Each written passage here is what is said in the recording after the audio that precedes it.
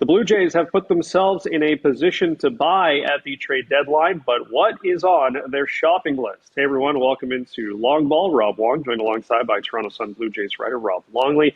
And Rob, as we record this, the first place Toronto Blue Jays coming off a huge series victory against the New York Yankees. Now, 4 games clear of the Bronx Bombers for first in the AL East, but they're also tied with the Houston Astros for the best record in the American League, which is a crazy thing to say had you brought this up even a couple of months ago with where the Blue Jays were. But here they are, a week away from the trade deadline. We know that they're going to do something. Everybody keeps saying they need to go all in. What does that mean to you? Yeah, that's a good point, Rob. Like, what does all in actually mean? And is general manager Ross Atkins capable or willing to go all in? I'm not so sure about that. I'm not so sure they're going to mortgage a huge chunk of the future just to make a serious run this season. However, I do think that they're going to be as aggressive or perhaps even more aggressive than they've ever been since 2016, 2017 when Ross Atkins started running the show. And for good reason. I mean, this team, as you mentioned, they're in a position where they're very capable of locking down one of the top 2 seeds in the division, or in the league rather, in the American League, which gives you a home field advantage and gives you a much better opportunity than having to go through the wild card round. But beyond that, in recent memory, I think the American League is more vulnerable than it's been in a long, long time.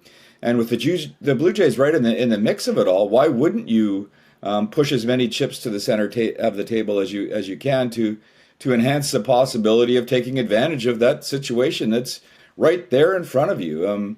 The fact is, they've built a bit of a cushion in the American League East as we sit here today, Rob, a week away from the trade deadline. They're 4 games up on the Yankees. That can disappear over the next 60 games, obviously, but it's a nice cushion and a nice position to be in.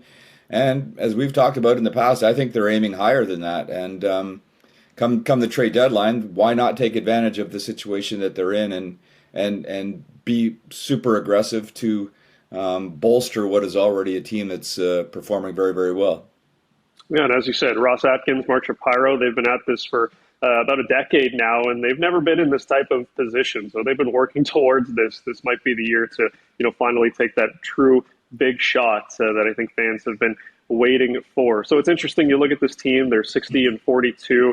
But they still have some flaws, whether it's in the rotation, whether it's in the bullpen, whether it's another big bat with the absence of a guy like Anthony Santander, and who knows when he's going to return. When you look at their biggest needs, Rob, where would you start if you were Ross Atkins? What is the number one thing you need to get ahead of the July 31st trade deadline? I think, Rob, I'd start with the bullpen, and I'd start with high leverage arms in the bullpen. And this isn't really a reflection of the work that closer Jeff Hoffman has done at all. I mean, I know a lot of people were on his case for giving up that home run the other night against the Yankees, but to me that was just more circumstantial than anything. He's been very solid since he went through a little bit of a lull earlier in the season, and I think he's proven that he can be a legit back of the rotation closer. But in this day and age, you need a lot more than that. You need a 7th-inning guy and an 8th-inning guy and a 9th-inning guy. They're hoping that Jimmy Garcia will be back soon, and he certainly fits the bill there. He was outstanding earlier in the season before he got hurt. The fact remains he was hurt twice last season and didn't finish the season with Seattle after he was traded there at the deadline. So you have to look at adding at least 1 and maybe even 2 arms that you can use late in ball games to protect leads and to really have that shutdown element to your team. In this day and age, when we get to the postseason, the teams that do really well and go really deep are those teams that can do just that you can get a good 6 innings from a starter and then turn it over to the bullpen that's going to be lights out. So I think that'll be the top of the GM shopping list come next week. I would think that it would behoove them to add some starting pitching depth. The higher end, the better, of course, because there still are some question marks around Max Scherzer, although I think he's, even though he struggled a little bit with location the other night, I think he's only going to get better as we get closer to the end of the season.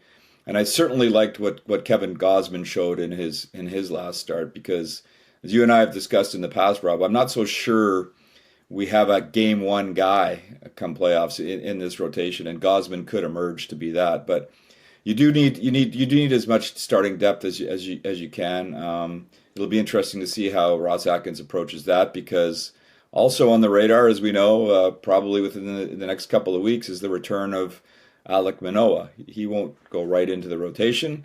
More than likely will be some sort of a reliever role for whatever he's able to contribute if he makes it back to the big leagues.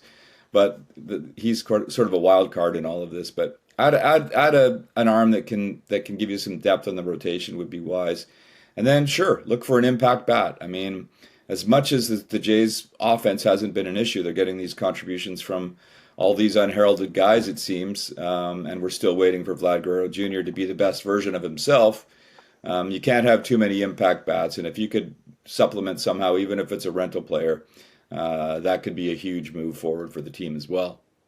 Well, it should be an exciting week heading into the trade deadline. The Blue Jays don't have another home game until after that, so this team could look markedly different Yeah. when they return to Rogers Center for their next game. As always, leave your thoughts in the comments section below. For Rob Longley, I'm Rob Wong. Thanks for watching, and we'll talk to you on the next one.